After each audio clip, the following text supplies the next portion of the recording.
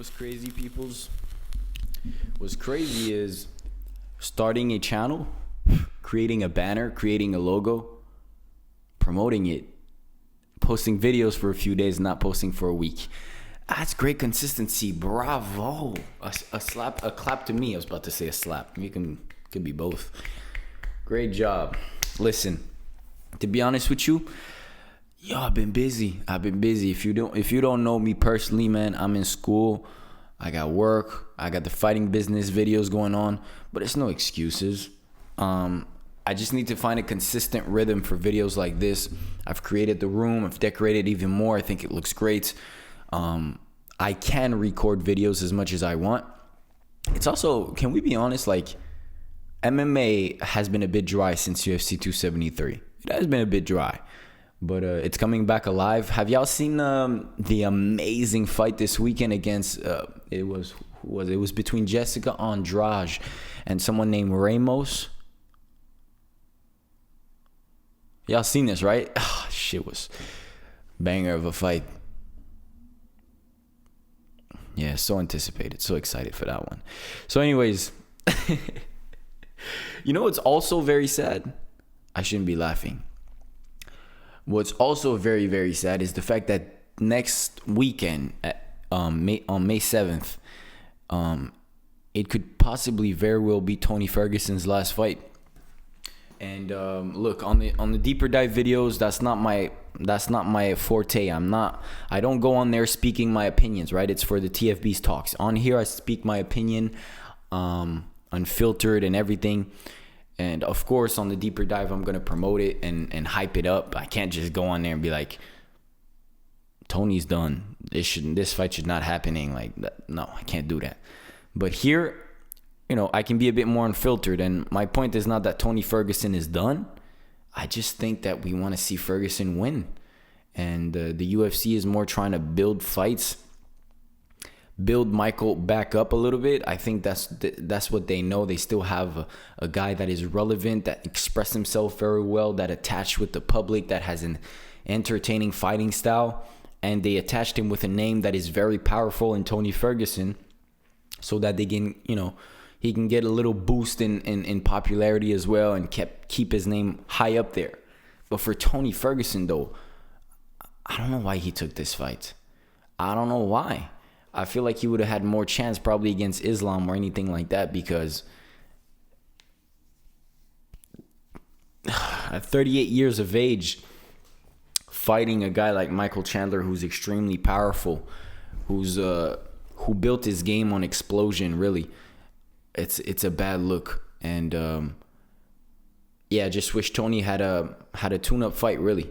Fight against a lower-ranked guy, and we can see really where he's at, because obviously he's fought the top of the top, the cream of the cream at 155 pounds. Justin, Charles, and Beneil. I mean, yeah, those are the top of the echelon. But you can see when they fought that it was a mismatch almost. It almost felt like they shouldn't have been in there with Tony. Tony was lost at some point in their fights, and the thing that made Tony in his 12-fight unbeaten streak was his relentless pace, his pressure, his he was really the Khabib. That's why it made that fight so interesting between Khabib and Tony, is because they were both very high pressured fighter. Who was going to break first? Who was going to stop the pace first? Who was going to take a step back? That was the reality. And you go watch that fight against Barbosa. Tony Ferguson versus Edson Barbosa was one of my favorite fights to watch. I think I've rewatched that fight like 50 times. Edson Barbosa is literally running backwards. He's not just, going backwards. He's running backwards because Tony is so fast. He's just running towards him the whole fight. That's how he wins fight. He doesn't take you down and find a submission randomly on the ground while we're both fresh. And no, that doesn't what he does. No, that's not what he do. If you shoot for a lazy takedown after you've been pressured for 12 minutes and then there's a choke there, there's a guillotine, there's a triangle choke to be found, he's going to find it.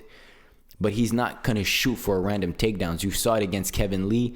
You saw against Barbosa. Barbosa was the same shit, where Barbosa was tired. He went for scrambles on the ground and he got got caught in a Darce choke, if I can remember correctly. Same thing with Kevin Lee as well. He was lazy on the ground and got caught in a triangle choke. Tony Ferguson is not gonna knock you out with one punch. Have you ever seen it happen? He's not a knockout artist or anything like that. He's a relentless fighter, and that's what makes him him. So without that, it's like we're watching a completely different fighter. And in the past couple of fights, in his last 3 fights, he looked weaponless. I've used this words in the fighting business, and I'm gonna keep reusing it because that's what that's what I can say to describe him, really. If there's no pressure, if there's no pace, if there's no running towards you with all his mights, he's not gonna stand like this with you and just bop his head jab with you and throw some overhand. And he's not that fighter. He's not. Why do we think that's what he is? Why do we act like that's what he is? So against a guy like Chandler, who loves the chaos, who loves being in slugfest, it's like, oh, this is a very bad matchup. Michael Chandler is as powerful as anybody in the lightweight division. It's sad because, like I said, it's not unwinnable for any fighter. I've said it before. I think MMA is the most unpredictable sport in the world. You watch any other sports, the favorite is 9 times out of 10 gonna win. In MMA, it's not the same thing. Favorite and underdogs aren't really the same thing. You get it from one ear and you let it go from the other. It doesn't really matter who's the favorite, who's not the favorite, because it's so unpredictable. So I'm not saying that it's impossible that Tony can win. He can win. He can have his moments. He can do it all, really. We don't know. Anything can happen. But I'm speaking from generality here, right? And if he does lose to Michael Chandler, there's nobody else, there's nowhere else to go for Tony. Do you know what I mean? Like, and I just don't want to see him go out like that.